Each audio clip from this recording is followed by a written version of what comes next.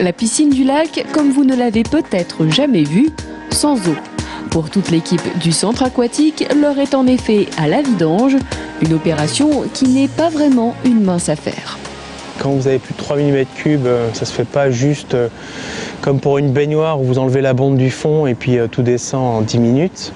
Le bassin par exemple qui est derrière moi, qui fait à peu près 2000 m3, ce bassin-là, il faut déjà attendre à peu près 36 heures pour qu'il se vide, que pour se vider. Donc, ce qui veut dire qu'après, il faut prendre le temps de le nettoyer correctement. Donc ça prend quelques heures. Et ensuite, il faut le remplir, évidemment, et après, il faut le chauffer. Si bien que ce bassin de 50 mètres ne sera prêt à accueillir nos petits clapotis qu'à la réouverture du centre, c'est-à-dire lundi matin.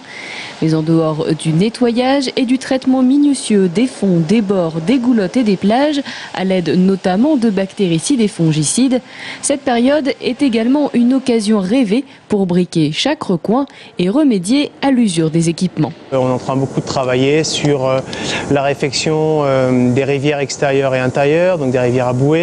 On est en train de réviser aussi toutes les cabines au niveau des vestiaires, tous les casiers cette fois-ci. Il va y avoir quelques petits aménagements supplémentaires pour le confort des usagers au niveau des bassins. Enfin, voilà, donc c'est vraiment un temps qui est propice justement à tous ces travaux qui prennent un petit peu de temps et qu'on ne pourrait pas faire en temps ordinaire d'ouverture.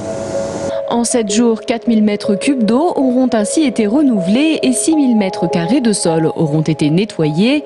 Des abords des bassins en passant par les douches, les vestiaires, l'espace détente et l'accueil. Un véritable ménage de printemps qui sera à nouveau effectué au cours de la 2e semaine de septembre. Et pour assurer l'intérim, ce sont les robots qui viendront chaque jour ou presque ramasser nos cheveux, élastiques, pansements ou encore paires de lunettes.